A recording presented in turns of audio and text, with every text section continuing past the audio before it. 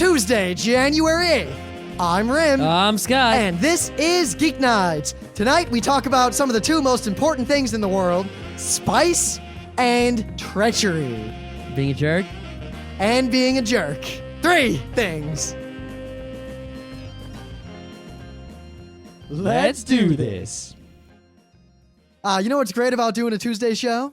It's Sunday. Yeah, I think that's probably the best part. You see, right now, at this moment, while you are listening to Geeknights, we actually recorded a little bit ahead. Something we don't do often. Something we say we'll do all the time. Well, You know how many weekends I've come home and we're like, all right, let's watch like a ton of crappy anime and do like 4 anime shows, and then nothing happens. Once we were a whole week ahead on the show, and that lasted about 1 week, and then we blew all those extra episodes like right away. Well, between now and Katsucon on February something, we're going to have a bunch of free weekends, something that has not happened in quite a long time. Oh, wait, let's see. So next weekend I'm going skiing. The weekend after that we're playing Burning Wheel. Great. We might go to that other con, but that's in March, so. I don't know about that. But the point is that we're going to have some free weekends now, whereas before we had none. And we're going to be more productive during these free weekends. What did we do this weekend? Clean the house. I failed to buy a ski jacket. I read some comics. I did buy an Algene, though. I'm cool about that. I reshelved my books.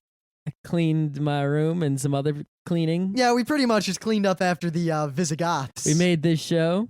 We're still making it. We didn't make it yet. I did some other stuff. Yeah, we went up the road and decided we'll never have to go up the road again. Maybe we bought some paper. Yeah, I have discovered that there's now nothing in the world left that will cause me to go to a mall. Yeah. What do I need? I don't need to go to anywhere, pretty much. Everything I can buy online or elsewhere. I don't need to go to retail stores anymore at all. I just went to a retail store, tried on a ski jacket, decided I liked it, came home, went online, found the same ski jacket for $40 less. Nice. I'm proud of that. Yep. But the reason we're recorded ahead here, this kind of momentous occasion, is that right now we are interviewing someone kind of awesome. Oh, right. I forgot all about that. Yeah, do you think we should tell them what we're doing, or just wait till next week and they'll find out? I think because we're interviewing, right, because the Tuesday where you're listening to this right now, we recorded this on Sunday, because we have to play this on Tuesday, because on Tuesday we're interviewing someone for the following Tuesday. And you'll find out who that is next Tuesday. Oh, so you don't want to tell them? Not really. I mean, they'll listen no matter what, and if we tell them... See, here's the thing, right? If we tell them who it is and they're excited about it, they will listen. If I tell them who it is and they're not excited about it, they might skip that one, all right? But if we tell them we're interviewing someone awesome, or someone we think is awesome, then they're gonna listen, even if, we tell them who it is. We'll get more listeners if we're vague about it. That's what I'm thinking. Well, I gave some hints last week. I'm sure they all forgot, but I'll give one more hint tonight. No hints are necessary, because then a hint is basically either doesn't help them figure it out at all, or gives it away. No, it might tantalize. What hint could tantalize without giving it away, or being too mysterious to give anything? Doors, perhaps. Okay. There are doors involved. Whatever. There are. Yeah. I don't think you understand how excited I am about doors. I think you're too excited about doors. It's the best part, is having doors. Okay. Nothing's better than having a door. Do you want to do a news? Right, so this was on Slashdot. A lot of people are talking about it, but there was an interesting correlation in the Iowa caucuses. By the way, if you weren't paying attention, my man, Barack Obama, won, and I give him a 51% chance of getting the Democratic nomination for the race for the president in the U.S. Sounds about right. And I think after Monday, that chance is either going to go up to a good 80% or go way down. Well, New Hampshire's tomorrow? I think so. Uh-huh. Everything's super weird and early this year because it's all messed up. I know, I like how the news almost completely ignored that fact.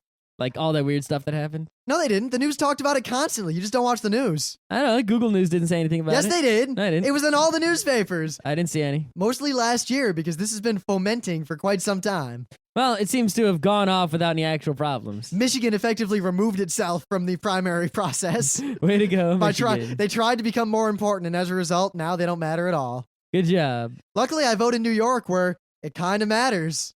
Kind of. For the primary, it definitely does. Because one person has a distinct advantage, and the other person is the one I'm voting for. Well, I guess that might make a small difference, depending. My vote counts. Considering how few people vote in primaries, maybe. Maybe it does. Yeah, that I'd better count. I registered for the stupid Democratic Party just so I could vote in their stupid primary. I stuck with my undeclared declaration. I'm going back to Golisano's party right after this business. Oh, you're actually going to register for the Independence Party? I think so. Oh, no. Before I was a libertarian, but as much as I like the ideals of libertarianism not so great. I think they call themselves the Independence Party just so people would accidentally register with them who were trying to declare being independent. A friend of mine, Aaron Nardi, was in a band. Are you going to tell this story? In our high school. About No One Special? And the band was called Nobody Special. Because you know how clubs work for crap little bands is when you walk in, you pay the cover charge. They ask you, who are you here to see? And if you say whatever name of a band that's playing, then they get that increases their percentage of whatever amount of money they get paid for bringing people to the club. Or at least it helps that band out. It increases the likelihood that they'll bring that band back to the club again. Yeah, but this particular club, they paid out based on how many people said they came to see you. Mm-hmm. And so, of course, they named their band Nobody Special to try and game that. So I remember I showed up, and I was going to see their band for the first time. And they said, who you here to see? And I said, nobody in particular. Just to be a jerk. Of course, that was the same night where I was mistaken by two individual people for a drug dealer. Nice. The two people came up to me and they're like, hey, and they tried to buy drugs from me. And the first one, I'm like, I think you have me mistaken for someone else. And the second time, I was like, ha ha ha, yes, I'll sell you drugs. Ha ha ha. And then I was like, no, I don't have any drugs. What the hell's wrong with you? I was like, yeah, I only got cocaine. What exactly did they say to you? The first one was like, hey, I heard you had some herbs. I got some parsley out back. Yeah.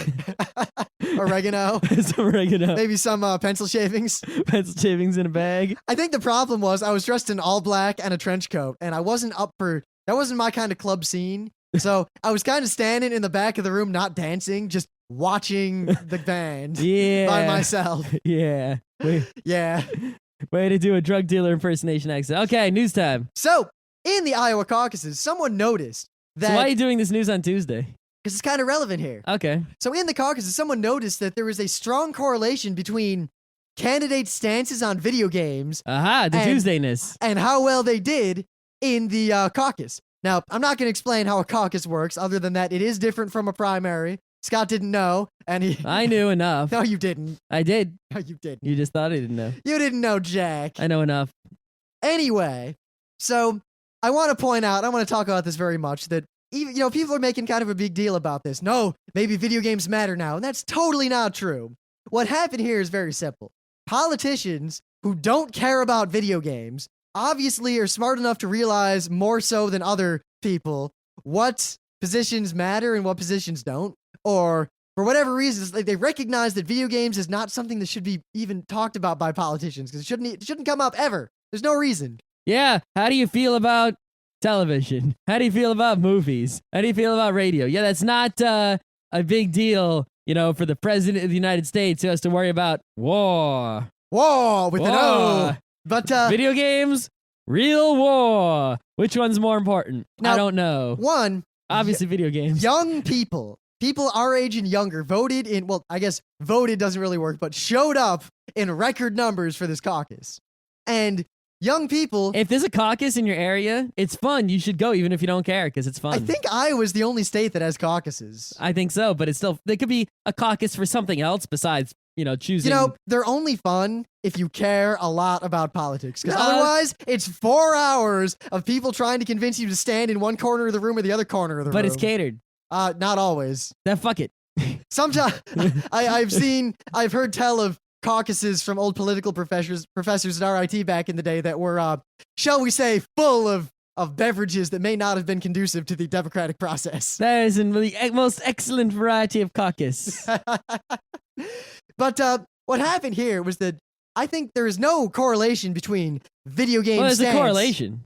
Well, there's no causation between a video game stance and being voted for. No one not was voted going for. to the corner of the room based upon video games. Unless someone had like a DS in one corner of the room, then they might have gotten someone over there. But other than that, if I had a caucus, there would be the awesome snacks and a Wii and a PS3 and an Xbox in the one corner of the room. I would and some rickety chairs and an angry dog in the other corner.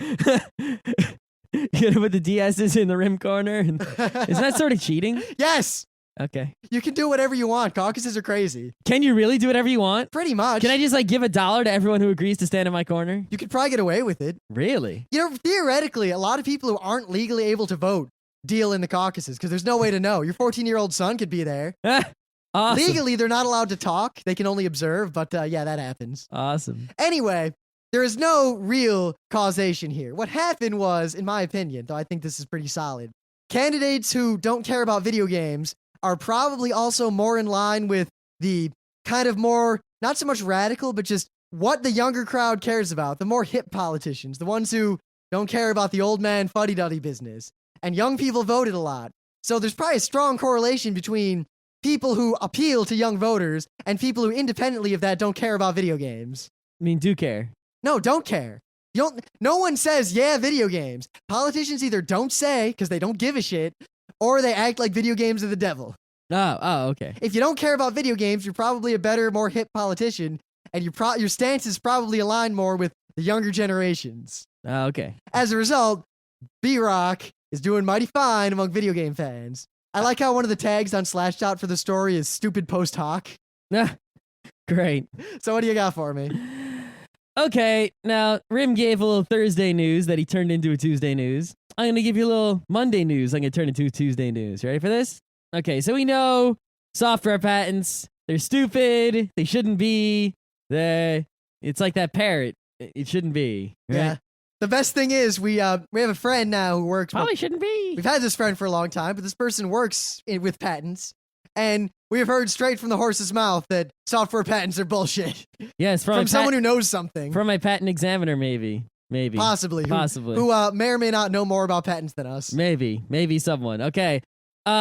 Basically, there was a news story in 2004, right? A guy named Sheldon Goldberg. Sounds like a Jew, but I'm Jewish. I'm not saying that racistly. I'm saying it actually sounds like a Jew. And there's a website called the Troll Tracker, which is a tracker that tracks patent trolls. And well, this guy way back when, he had like some patents for Solitaire, like computer Solitaire. This guy was yelling in 2004 that his patents covered Solitaire.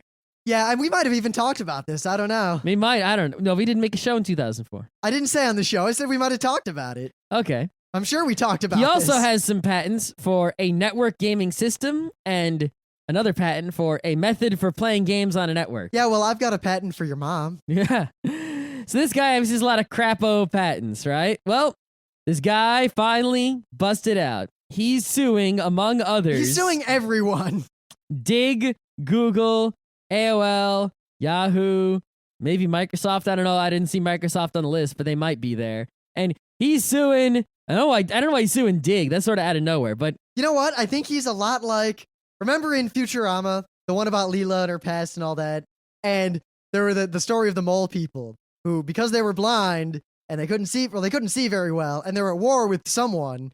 And they just basically fired missiles in every direction. Yeah, he's suing New York Times, Washington Post, CNET, Tribune Interactive, and E-Bombs World. You know, E-Bombs World deserves it, but everyone else. He's suing all these people with these lame patents. So if you're some video gaming person, right, the software patents affect you too. Video games are software. People are going to be, if these software patent things that you probably don't care about, only caring about games, happen and go through and this bullshit happens, people are going to start patenting video games. I mean, it's already bad enough that like EA is the only company allowed to make a football game. Imagine if, I don't know, Activision was the only company allowed to make an RTS because they patented that shit. It's bad news. Imagine if this guy wins and suddenly he's the only one in the world allowed to make networked games or networked gaming systems. It's bad news. Luckily, also, what we've learned from our friends that may or may not exist at the patent examination office is that perhaps everyone there is smart and knows the deal and are doing their best to fix everything. Well, some of the people there. Enough of them. The thing is, none of them have really enough power because their view. There's thousands and thousands of patent examiners. Well, maybe not thousands, but there's a lot of them. There's a whole bunch of them. There's like 7. No. And each one of them, views patents from such a small topic area. And there are so many patents. So it's like if you're a patent examiner, you might be looking at something so ludicrously specific, like some topic that is just so small That's the only thing you really have the power over, you know? So yeah. Yeah, if you're some gamer and you're not caring about the tech issues, look, the tech issues affect you. Your video games run on technology. Things that affect technology affect your games. You need to pay attention. Intellectual property, patents, all this bullshit affects you too. And if you don't watch out for it, soon games could be fucked up. Like if this guy wins, bad news. Luckily, he's not going to win. There's no way this guy is going to win. The Google alone has enough money to just put him out of his misery in a straight legal battle without any, doesn't matter what his lawyers say. I'm pretty sure He'll just money them out of business. I'm pretty sure I could win in a patent battle against this dude. Probably. But yeah, patent trolls are out there and they're starting to spread into other areas besides just, hindering the open source type peoples. So I got one more news I want to talk about briefly. Might do a show or something in the future about this, but I think it's kind of cool. Straight from Slashshot, a New Zealand physicist has written a paper recently saying that scientists should seriously explore the possibility of the universe being a giant virtual reality simulation. In other words, he wants to make sure it's not the Matrix, or that it is. Now, the thing is, this is really interesting because if you look at quantum theory and what happens at low levels, there's kind of this idea that things don't seem to exist until we observe them. And it's kind of scary how that happens when you look at how, quantum particle interactions and things aren't there, but then they're there, or they interact with things that aren't there anymore, and all this weird stuff. And one way that this could be explained is that the universe is being generated by some sort of system that is quantizing an unquantized thing. Kind of like when you have the RAM deck. I'm recording my voice. It's all digital for you, but when I record it, it's analog and hits a box that basically breaks it up into a bunch of discrete bits. And of course, not all the information of my voice could possibly be done because there's an infinite amount of data there, theoretically. But at the same time, I can get pretty damn close, and it's possible that the universe is the same way. Now, it's not necessarily that an intelligent thing is simulating the universe or that it's a game or anything like that. It could be a natural phenomenon or something, but it's an idea that he's saying we should look into. I say we should look into every idea all the time. That's what, you have hypotheses, test them all. They haven't been tested yet. Why not? Sure, it makes as much sense as any other crazy string theory things. I guess the other interesting thing is you look at, it makes a lot of sense when you start to think about how we make software. Like if I make a video game, right? Like say Mario, right? Well, in the game of Mario, I need to have all the data for what all the maps look like and where all the bad guys are, right? But only a small part of that is actually on the screen at a given time. The part you're looking at right now. So to make the game go faster, I could have, the game process the entire world map all the time. Kind of like how Dwarf Fortress does that. Yeah, you play Half-Life, right? In Half-Life, you could have the whole game map in the memory all the time. But instead of doing that, every once in a while it says loading, and it unloads the map behind you and loads the map in front of you because it would be too slow. Or even, I think a more apt example, like in Quake 2 back in the day, there was a whole system set up where it would only render or bother rendering things that it knew you could see. And everything else in the map didn't exist except as abstract data until you viewed it, and then suddenly it got rendered. Yep, because why? If you could have the computer render things that you are not currently on screen, and it would just slow the game down. So it might be that the universe works in this way where things only come into existence and matter when they're being observed or doing something. Plus, look at a game like Half-Life. It has a physics engine. The engine is not infinitely granular. It only gets down to a certain point. And it suffices real well, and it's pretty damn realistic. And we can simulate all sorts of things on the macro level because events on the micro level are so insignificant that they're effectively meaningless for most of what we would do. Yep. And theoretically, the real world could be the same way. Now, I find it interesting that he even has an idea of how to test this hypothesis. How does he think we're going to test this hypothesis? Now, this is like a hypothetical hypothesis, but theoretically... You mean like every hypothesis? Well, theoretically, if we wanted to test this, if we could ever find a task that information processing itself, like the idea of information processing, cannot handle, and yet we can do it in the real world, then as far as our knowledge of information processing have gone, we have disproven it. That's as good as he seems to be able to come up with right now. It's a little weak. See, the Little thing League. is, I always found it fast. There is that theory, I think I've talked about this before, that theoretically, if we could perfectly model the physics of our world, like if we could make a computer simulation that perfectly modeled to the point that it was exactly as the real world, all our physics, then theoretically, the odds are that we exist inside of a simulation because of all the infinite possibilities and all that. And that can only be disproven by the also possible idea that information processing requires energy. And it's possible that, sure, you can simulate physics, but to simulate the entirety of physics requires the energy output of the entirety of physics. Yep, we'll find out eventually. Hopefully.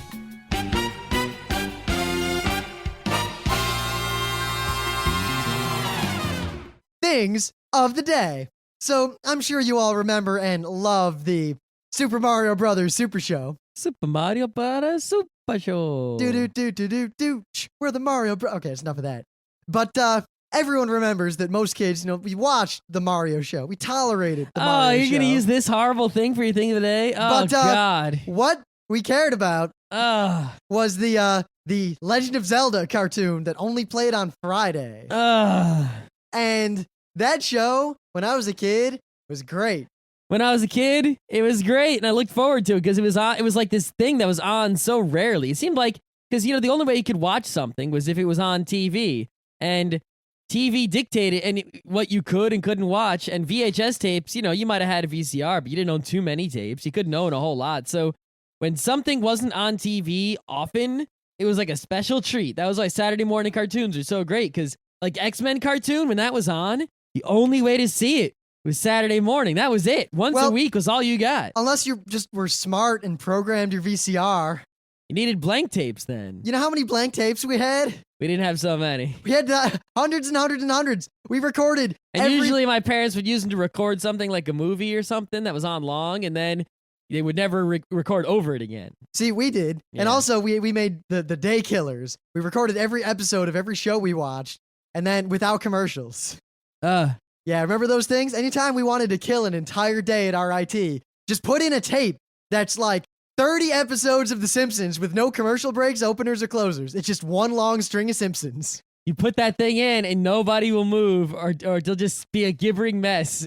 Mess. One thing about this show is that these shows actually did one thing really well that I'm surprised more kids shows that are about video games, that sort of thing, do, is that most shows about video games don't actually have anything to do with the video game at all. And the kids watching, I remember as a kid, I'd see shows like Captain N. I'd go, wait a minute, that's not how it was in the game. This is bullshit. That's what I said too. But this show and the Super Mario show. And that one Sonic show that I liked. I like the other Sonic show. You suck. I like Sonic Underground too. You can go to hell. You suck. Sonic Underground is awesome. You've never even watched a single episode of Sonic Underground. You know what? The idea of it is so awesome. No, it's not. Yes, it is. The Sonic the Hedgehog game. Sonic one Le where it Rebelle. goes do. That's the good one. I'm all about Sonic Le Rebelle. No. So, the show, as I know being older, is not that good. Because the one thing is, if the 90s were, like the early 90s, mid 90s were epitomized by the Zach Morris cool kid and the Zach Morris ideology, the 80s were defined by the Link from the Legend of Zelda ideology. 90s kids were cool and caused trouble, but not real harmful trouble. They didn't kill anyone or anything. They just, they were those troublemakers that showed up late to class and were snarky. Like Bueller. Even though he was 80s, but he was ahead of his time. He was ahead of his. That was why he was so great. Yeah. But he set the model. 80s things, everyone was a brat bastard. Most of them. Most characters in shows were just self-entitled, whiny little bitches. And while the Super Mario show and the Zelda show were so close to the games, and just to the point that was actually a detriment in the long run. But all the items were the same, and the sound effects were the same, and I think that's the reason most kids like these shows and have such nostalgia for them, is that it was the game. I played the game. Yeah, I mean, I went to see the Mario live-action movie. The reason it was so bad is because it wasn't anything like the video game. I liked the video game, and they just took the words from the video game and plastered them on something else. In fact, if the Super Mario movie with John Leguizamo had been not a Mario movie, but had just been that movie without Mario, I think I would have liked it a lot more. Because it was a great more movie. than complete hate, yes. It had a couple of funny moments, and it did do one thing right. That is one of the few pieces of media ever that has treated the Babam with the proper level of respect. That is true. But other than that, no, nothing. The movie's almost worth watching for that one scene with the just, Babam. just watch the one scene on YouTube if you can find it. Oh, yeah. I'm sure you can find it. And But I don't know what the deal was with Big Bertha in that movie. Yeah, but these are the only cartoons that actually respected the source material and were truthful to it. However, you might remember that everyone was a bratty little bitch, and Link was often found to say, his catchphrase happened in every episode. Well, excuse me, princess. Yeah, watching this show now, Rim seems to still like this show. I like it only to watch in a group of people because it's hilarious. Watching it alone, It's not hilarious. is It's just painful. It's like watching He-Man. It's bad. Watching it in a group is really fun. No. I don't know why Scott's so humdrum about it. It's terrible. terrible. Every time I've had a bunch of friends over and we have watched the Zelda show, Scott goes, the whole time, but everyone else is laughing their goddamn asses off. It's terrible. It's So- painful. This is a video of every single time the Link says, well, excuse me, princess, in the show. And I want to point out one thing frightening. There were only 13 episodes of this show, and this is kind of a long video. He averages an excuse me, princess about every 6.5 minutes. Something like that. He says it a lot. Good God. Yeah. Also, I remember the early 90s and the 80s, they were all about catchphrases. I mean, don't have a cow, man. Eat my shorts. Ay caramba. Eat my shorts. Those are all from the same show, but that doesn't matter. They know it's chocolate. Yeah. Oh, chocolate. The only thing I remember watching the show again is that Link's sword was really kind of stubby. I guess I didn't notice that as a kid, but now as an adult, It was true to the video game. it's kind of it's kind of disappointing. I think Lionel's sword is much more impressive. Lionel. Yeah, Lionel is a train. Now, if you took a sword and put it on a train, Sword train. sword train, Right next to the soul train. right next to the night train. Okay. All right. I got another Monday thing I'm going to turn into a Tuesday thing.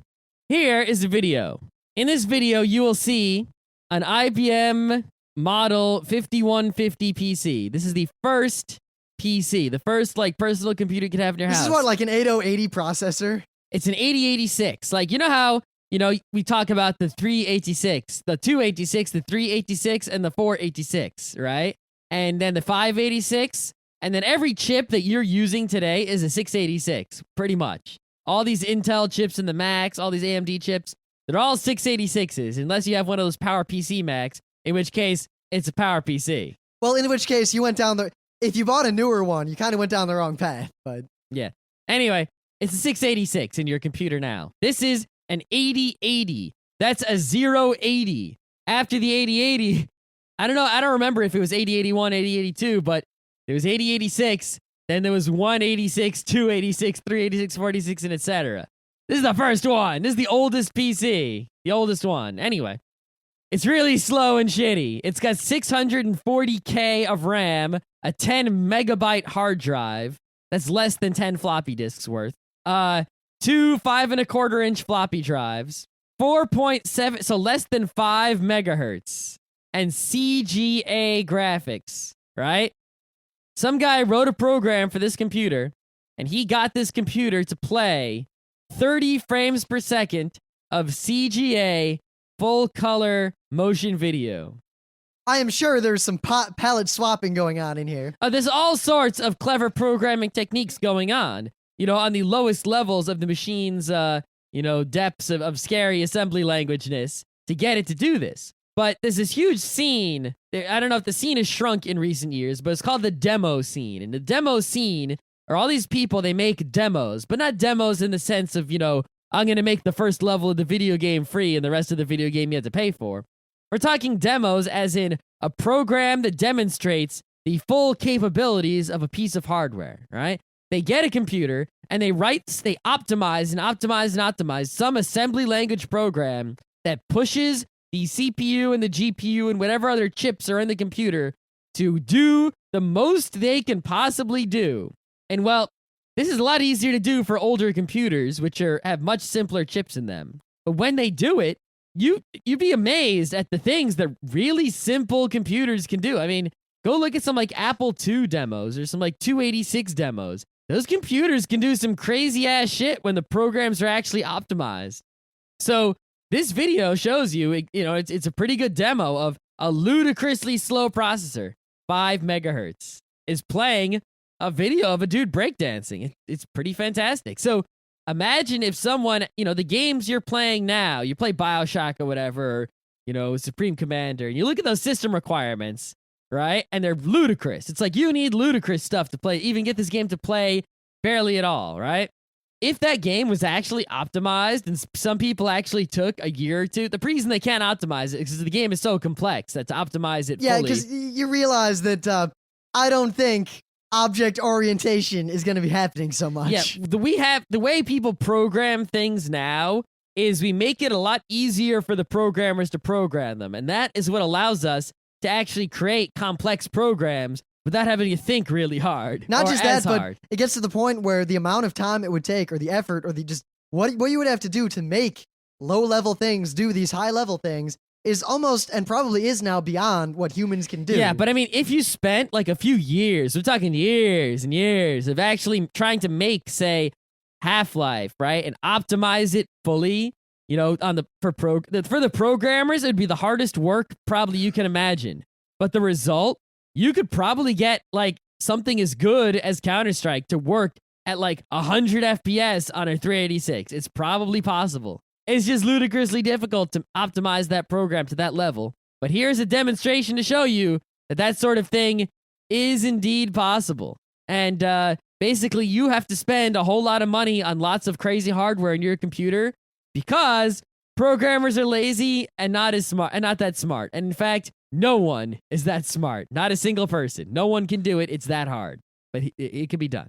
So, a long time ago, in the year of 1979, a great year for the world. I was not alive yet. Neither was I. I was -3. But in that time, -4? there was a company named Avalon Hill. And this company put forth a game called Dune. Based on the science fiction books by Frank Herbert. Yes. Frank Herbert's Dune. The books that I tried to read once and did not like, but that was a long time ago. You only tried to read the first one. I tried to read the first one in like middle school and I didn't like it. I don't remember anything of it. That's all I'm going to say. Well, I remember way back when Scott and I were living up here before, more people moved into the Geek House's sphere of influence. And we were so bored and crazy and just wanted to play games that we went to this local gaming club a lot. And as a result, we met two really cool people from a local college who, they took us over and they played board games with us. We played, what did we play? We played Starfarers of Catan. I like the mechanic of Starfarers and Catan with the question thing. Yeah, the problem is once you know the answers. Yeah, if anyone memorizes the answers has an advantage. But I think anyone who doesn't memorize the answers is stupid. Yep. And we played other games with them. But I remember one time we were at one of their apartments and we're going to play a game. I think we're going to play that King Arthur game. And then suddenly we start talking about this Dune game. And he brings it out and he shows it to us. And he's like, yeah, this game is super old and super out of print, but it's super awesome. And he explains it to us. And basically the way he explains us the game is he doesn't actually tell us how the game works. He just goes through the 6 different races that you're allowed to be. And he tells us what their superpowers are. Now, you play a game like StarCraft. It's like the Zerg. They can make a lot of guys in Rush. Oh, man. The Protoss, they can make a few guys that are really powerful but expensive. You're like, oh man, right? Well, in Dune, do you want to go through the list right now? We can do it. We can give people the same experience that we got. I think we should because I remember we were talking about asymmetric games that are good and how rare they are. And he was like, Dune is probably the best asymmetric game ever. What we mean by an asymmetric game, right, is a symmetric game is a game where every player is the same. In Monopoly, everyone gets the same. Everyone has the same starting money. Everyone starts in the same position. It's pretty much everyone is equal in the game. It's more like an asymmetric game would be like, say you play chess, but one side gets 4 knights and the other side gets 4 bishops. Yep, that not everyone is the same. It'd be like StarCraft, Protoss versus Zerg. You're not doing the exact same thing. Or like Fortress America, where there's 3 players with one common goal, and then one player who plays a completely different game. One player is America, but that's more of a versus game, but it's still asymmetric. One person's America and plays by these rules. As opposed to a non-versus game. Yep. Such as?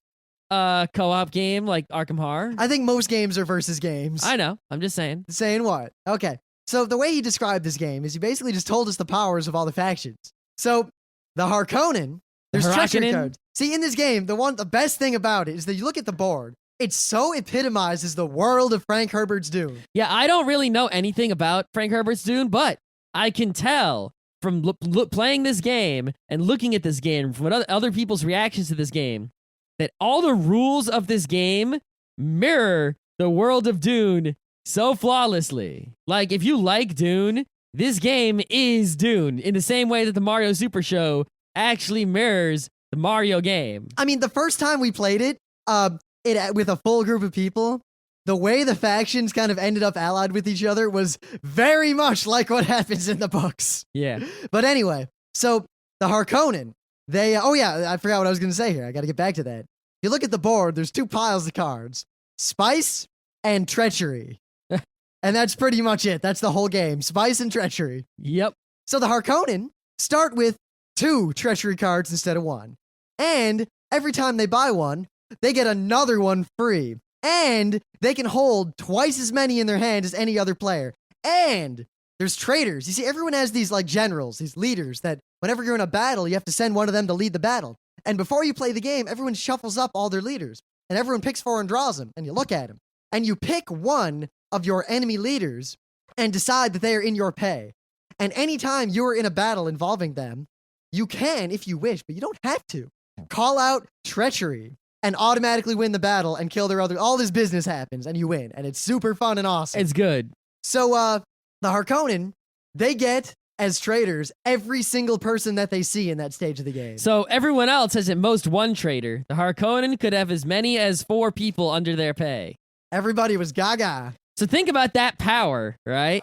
That's an insanely strong power, almost cheating. You don't even know how the game works, but you can tell twice as many treachery cards as everyone else, being able to hold more of them and get free ones, having 4 times as many traitors in your pay as anyone else.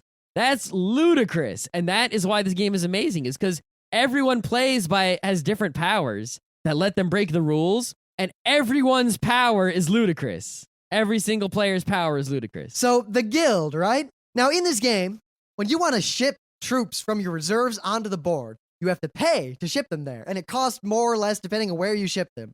You don't pay the bank. You don't pay some sort of abstract bullshit. Well, you do, usually. No, well, if you're shipping troops, you pay the guild. The guild is a player. So if Scott's the guild and I want to ship people onto the board, I pay Scott.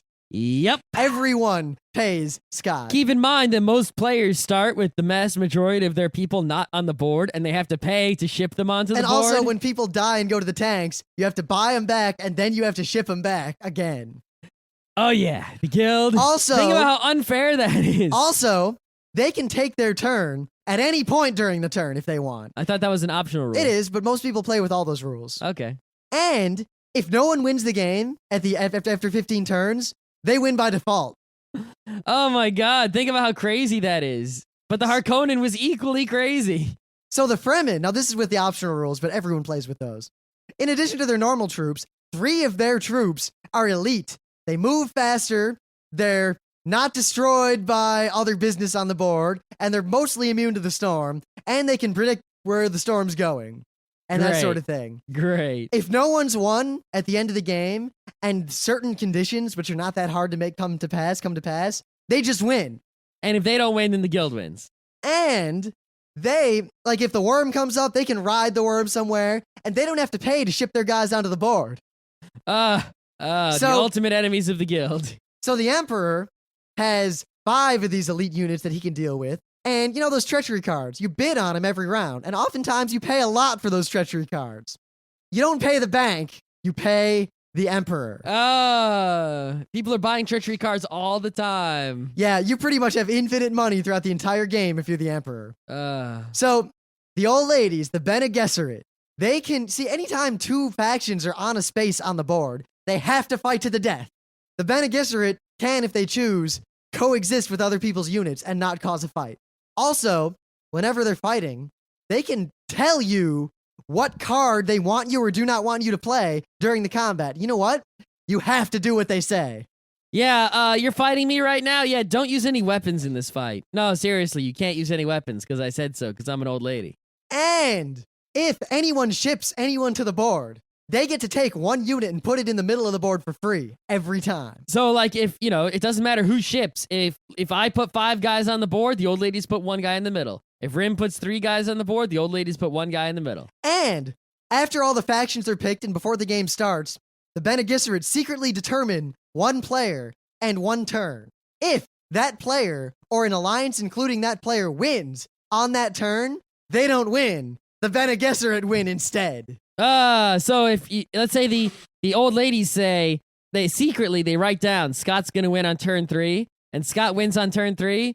Scott doesn't really win on turn 3. The old ladies win on turn 3. So a viable strategy for the old ladies is help someone else win on the turn that you predict. Yeah, there are a lot of fun ways to do that too. Now, House Atreides, they when you bid on treachery cards, you don't get to see what they are. You bring them up. It's not like a treatise, and then you bid on them. So they get to look at every card before it gets bid on. Now, there's another fun rule in this game that makes this power so much more interesting. You see, and this is what really sold me on the game. Most games like Shogun or Risk or whatever, you can make deals with people, but there's no kind of in-game mechanic for it. It's just, all right, I'll ally with you, but there's nothing to enforce it. You can just break them all the time, and the alliances really never play a big part in the game because you can't trust anyone. As Pete learned so famously the first 2 times we played Shogun. Yep. But there's other games like Settlers where you can trade very specific things in the game with a very specific set of rules. And it's very much like guided by the game. Mm-hmm. In Dune, you can trade as long as you do not violate the rules of the game and do not trade leaders or treachery cards or powers. Those are the only things you can't trade. You can make any deal you want with anyone. And the thing is, you can make deals secretly, but then they're not part of this rule. They're just part of a normal game. You can do it or not do it. No one has to follow through. If you decide to make a real deal, like say Scott and I agree. All right, when Scott, you're bargaining, I can bargain with Rim off to the side quietly. I can just be like whisper, whisper, whisper, whisper, whisper, right? And we could even make a deal quietly, but it's not bound by these rules. Right. So if we make a deal quietly, then if I break that deal, whatever, it doesn't matter. We were just talking quietly. That doesn't mean anything. But if we decide, all right, let's do this, we can come back out and say, all right, if Scott attacks Scott Johnson next round with 17 men, blah, and blah, and blah, and then we ally on, and we agree not to break our alliance up on the next Nexus, then I will give him 25 spice right now. Now I give him the 25 spice. It's not like there's a penalty if he doesn't follow through. He must. It's the rule. If you make a deal out in the open and you shake on it and it's a locked in deal, it is now the rules of the game. You must do it. You must. So, with the house, I can see all the cards. I could say, sell people the privilege of knowing what the card is before the bidding. Or say, I'm fighting it real hard with the Harkonnen next to me. And the Harkonnen just bought a bunch of cards. I could be like, I'll pay you 5 spice if you tell me and no one else what cards he just got. Nah. Or anything like that. You can do all sorts of stuff.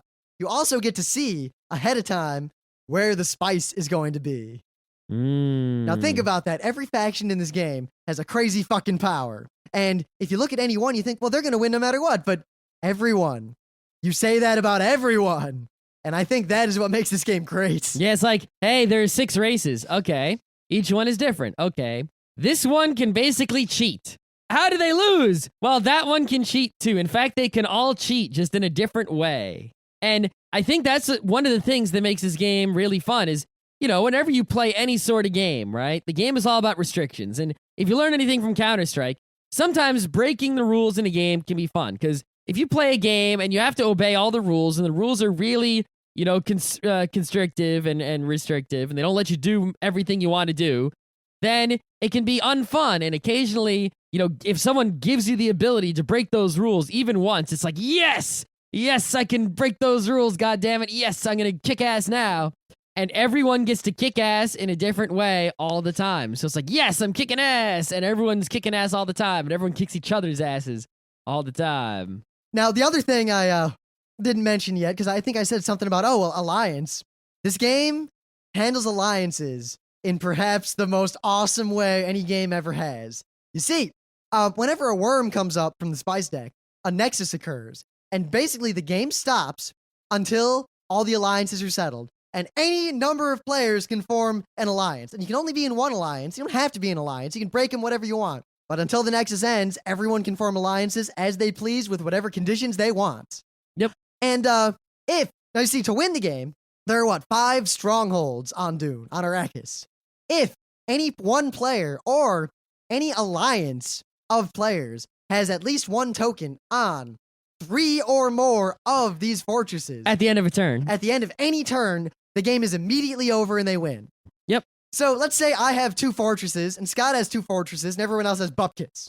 Maybe the Fremen have like 1 fortress. The worm shows up. The worm shows up. We just decide that we're going to win, and we do. So Scott and I say, all right, we ally. Great. If we still have at least 3 fortresses at the end of that turn, we win. Yep. Unless the old ladies predicted that one of us would win on that turn. Yes. Now, this rule, I wondered how it would work out, but the first time we played it with a full group of people, the worm came up like right away. And Yep. I was the Harkonnen, so I had a fortress already, and I had a bunch of guys already on the board. And I look around, look at Alex. It's like, all right, we both have a ton of money and a ton of guys and 2 fortresses between us. Want to just fucking win? And we look around, and yeah, we allied, and then we won. And there's pretty much nothing anyone could have done about it. Nope. And the thing is, theoretically, you could make an alliance of 5 players and just fuck whoever was the 6th player and win. Yep. And that seems really out of the spirit of the game, but at the same time, I have no problem with it. I have If no problem because I don't feel like that'll happen a lot. Because think about this. The game is much like it seduces you, much like the power of spice and why Dune was the way it was in the story. All right, I could just be nice and share my victory with all of you. But what if I act like I'm going to be all nice, and then when the next Nexus comes up before the game's over, I fuck everybody and win on my own? That's so much more awesome than sharing my victory with these posers. Or what if, why should I ally with 4 of you when I can just ally with Scott? And then our victory is so much more meaningful, you suckers.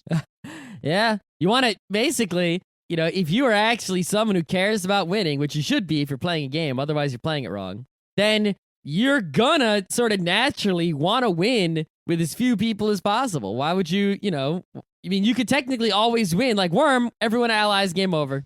But that's lame. You want to do something awesome. And the motivation you have in playing the game is going to cause the game to always be awesome. And I remember when the first Nexus came up, it's like pretty much everyone formed these gigantic alliances right away. And then everyone kind of sat there for a minute. And then pretty much all the alliances collapsed as everyone started arguing and fighting. And for like 20 minutes, we argued about it. And it was great. Yep. People were like, well, I'll agree to do this, and I'll smash this, and da-da-da-da-da. And that alone made this game worth the price of purchase. That moment when that first worm came up was so great. I think this game is most similar to Diplomacy in that, there's some rules of stuff that goes on the board, and you sort of have to master and understand those things, or else you're going to be in a really weak position. But as soon as you master those things, right, and it's not too hard to master them, just play the game a few times, eventually the game becomes all the wheeling and dealing is the stuff that really matters, and all the other stuff is sort of a given, because it's unlike a lot of other games. Like, you play a game like, I don't know, Vinci, right? And who wins and who loses pretty much comes down to the final turn. It's like, it's a close race, it's a close race, it's a close race, it's the final turn. Who got the most points in the final turn? It was Scott, yeah!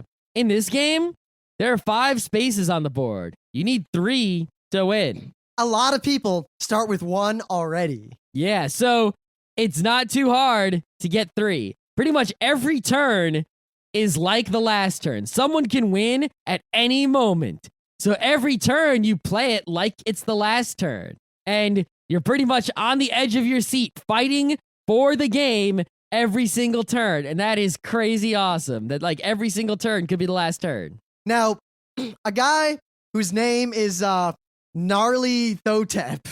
Uh-huh. With gnarly GN, Adam Prince. Oh, okay. On Board Game Geek, posted a review that I think sums up everything I want to say about this Yeah, I game. know. I saw this review there when I was doing the pre-show research, like 5 minutes ago, 10 minutes ago, and this guy we've does been a better... talking for a half hour. It was more than that. Well, his review is so much better than our review. I feel like our show is worthless in the face of his review. Now, basically, I'm going to read the first few paragraphs of his review briefly, and I think this will tell you more so than anything we have said what makes Dune great. And if you ever played Diplomacy, you'll know this feeling. Because Dune, if nothing else, is the kind of game where if you're not close friends with someone, or you have trouble not taking things personally, you will lose friendships if you play this game, much like if you play Diplomacy. Maybe. All right. There are a few reviews out there. I'll skip that paragraph. Dune gives you and the other players the absolute, unrestricted, and utterly unbeatable chance to be a jerk. That's right. Dune allows you to be a huge jerk, and all in the name of fun. And really, what's more fun than being a jerk? Nothing. Being a jerk to plenty of people at once? Jackpot. This game, let me tell you, right away, like in the first game, I went over to Scott Johnson kind of on the slide. I'm like, all right, we're next to each other and we both have ornithopters. Let's just agree to ally and then win as soon as we can. And that didn't happen. I totally stabbed him in the back immediately. But at the same time, so many of the things I did in this game were such asshole moves. Like, all right, it doesn't really cost me much to send some guys over there to attack so-and-so. But you know what? I got spice to kill. I'm just going to ruin their chances of winning this round just because. It doesn't cost me much. Yeah, I would basically, when I was the Emperor, I didn't have, it's hard for the Emperor to actually fight because his guys all start off the board, so it takes him a while to get all his guys on the board. So I would basically send guys out to their deaths in stupid battles they couldn't win just to make sure the game didn't end. And I would just basically suicide people. Oh, also, the way combat works, I'm going to boil this down real simply. The mechanic you need to care about is that you both have a battle wheel with numbers from 0 to 20. And you can only have 20 guys in a space, so that works out. When you battle only have with someone, 20 guys.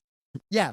So when you fight with someone, basically, you play cards, whatever, behind your shield and a leader. But most importantly, you each dial a number from 0 up to the number of guys you have there. So if I have 10 guys in the space fighting, I can put the wheel on any number from 0 to 10. Now, then you compare numbers, which is basically the number you dialed plus the battle value of your leader, plus any other effects, but there aren't many.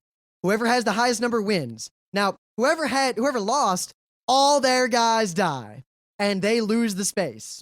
But the person who wins loses, no matter what, a number of guys equal to what they dialed. So if I have 10 guys and I dial the number 5, if I win, I lose 5 guys. If I lose all 10 guys. So I can dial 10, which should give me a much better chance of winning because I have such a big number. But if I win, I lose all the guys, and it's a kamikaze attack. It's so great. It's great. But, continue reading that review there. All right, pros of the Dune game. Allows you to act like a complete jerk for an entire session. All right. Con, opponents tend to be jerks. Pro, a flavorful, atmospheric game with enjoyable, tense gameplay. I think tense is right on. Con, may take a bit too long to play for some people. Doesn't take that long. It's surprisingly not long. Well, no, the first game we played didn't take long. The second game we played went on forever. Okay. Pro, it's based on a well-loved book series. Con, extremely hard to locate and purchase without spending enough money to put someone's kid through a 4-year college program. Yeah, this game was made in 1979. It is out of print. There was a new copy on eBay. I bid $80 on it. It went for 100 something. Eventually, there was a used copy on eBay, and with good timing, I was able to get it for $40, and it's luckily in almost perfect condition.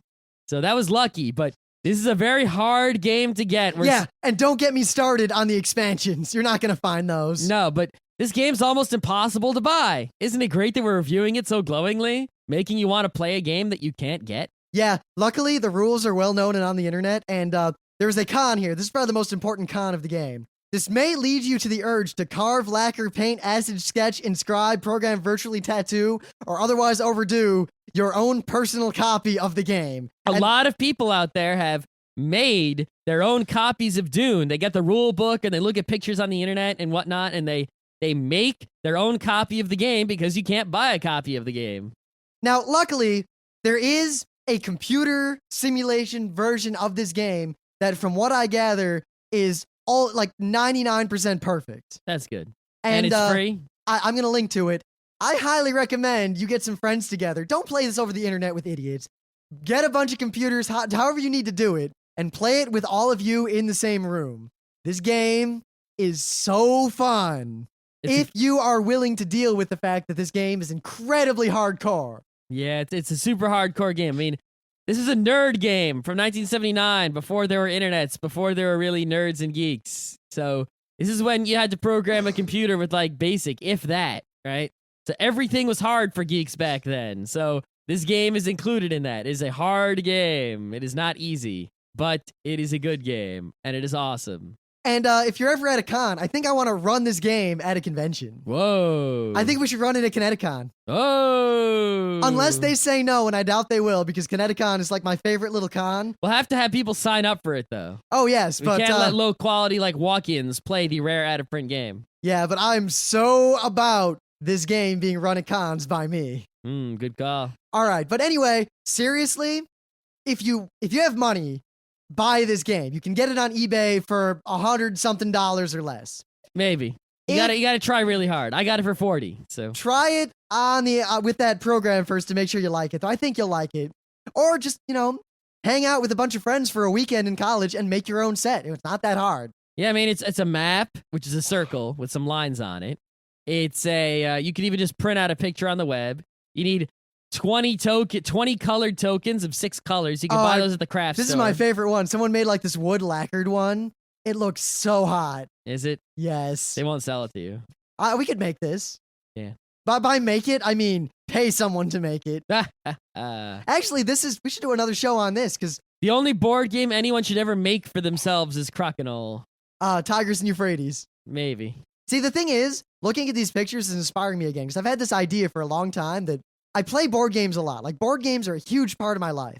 And I feel like nothing would be, like, when you go to like a ping pong competition, right? Or a pool, like you go to a pool hall and there's always that one guy who brings his own pool cue or brings his own ping pong paddle. Go to the bowling alley, the guy with his own bowling ball, as opposed to you who rented an alley ball for $1. With your alley shoes. Alley shoes, alley ball. You gotta go play golf. He's got his own clubs. He didn't rent any. He's got his own golf cart. Back when I was a kid, when I was actually good at mini golf, I would bring my own putter to the mini golf. Yeah. And you know what? I'm not good at mini golf anymore because I don't play it that much. Granted. Who's the best at mini golf? Scott. Yeah, that's right. Though I gotta say, it got kind of close at the last Wildwood. It did. It got real close. I think I lost to somebody. You did. You lost to me and someone else. I win most of the time. He does, but and Scott, I never do poorly. Well, you didn't do poorly, but a couple of people did better than you last time. Yeah, by like a few strokes, but it came down. I remember because last time we played mini golf. Oh, we got to do a show on mini golf. All right. I was down by a lot. Like the first 9, I was sucking. I sixed out like 3 times. But then in the second half, it was nothing but 2s, and I caught up. Yeah. But this game, we're not talking about mini golf. Even though Arrakis is kind of a sand trap. Sand trap for your soul. Okay. But yeah, I had this idea that perhaps I should make my own set of gaming accoutrements. Well, I mean, RPG people already have this. They have their own dice. They have their own pencils and their own clipboards for their own character sheets. But I'm thinking, like, if I had a set of 4 tokens, like silver etched, like cheap silver, like sterling silver, with felt on the bottom, like, these are my leaders for T&E. And, like, I make stuff for all the games that I care about a lot. I make stuff for those games, my own set. These are my pawns that I will use when I play chess. Yep, and for, like, every other game, just make a set of generic tokens and pawns and things that are all kind of themed to me. Yeah, these are my stones for when I play Go. And I think, though, because board games, it's sort of like, unlike other games, individual sports like, golf or bowling, where each person has their own individual equipment. A board game is sort of like the shared piece of equipment where everyone manipulates the same thing. So I think it's really much better to just make a custom set of the game. That's what most people do, rather than have your own stuff. I mean, you put your fancy silver tokens on the plain T&E board, or you just make a fancy T&E set with, like, the fancy board and the fancy pieces and the fancy Yeah, but the thing is, I always look forward, because Scott and I, we play games at conventions a lot, and we pretty much always win. Partly because we're obsessive about games, and we played in T&E at a convention. I've played T&E so many times in my life that... Yep.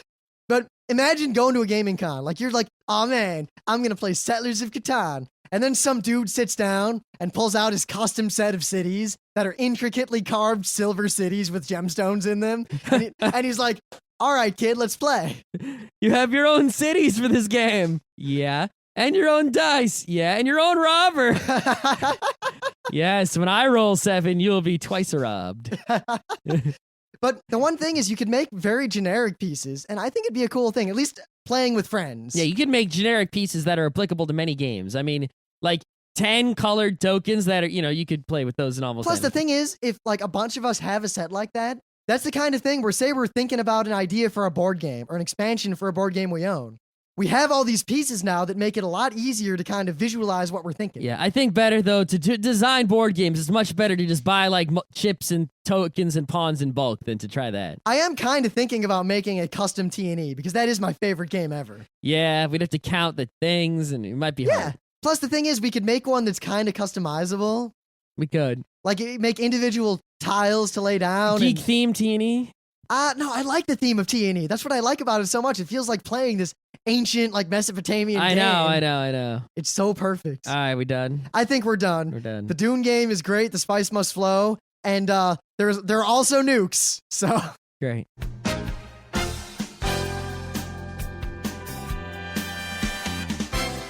This has been Geeknights with Rim and Scott. Special thanks to DJ Pretzel for the opening music. Be sure to visit our website at www.frontrowcrew.com, where you'll find show notes, links, our awesome forum, a link to our Frapper map, and links to all the RSS feeds.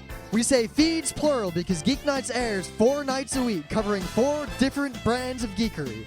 Mondays are science and technology. Tuesdays, we have video games, board games, and RPGs. Wednesdays are anime, manga, comic nights. And Thursdays are the catch-alls for various rants and tomfoolery. You can send us feedback by email to geeknights@frontrowcrew.com. Or you can send audio feedback via audio. Just click the link that says Send Me an Audio on the right side of our website. If you like what you hear, you can catch the last 100 episodes in iTunes or in your favorite podcatcher. For the complete archives, visit the website, which has everything. Geeknights is distributed under a Creative Commons Attribution Non-Commercial Share-alike 2.5 license. This means you can do whatever you want with it as long as you give us credit, don't make money, and share it in kind. Geeknights is recorded live with no studio and no audience. But unlike those other late shows, it's actually recorded at night.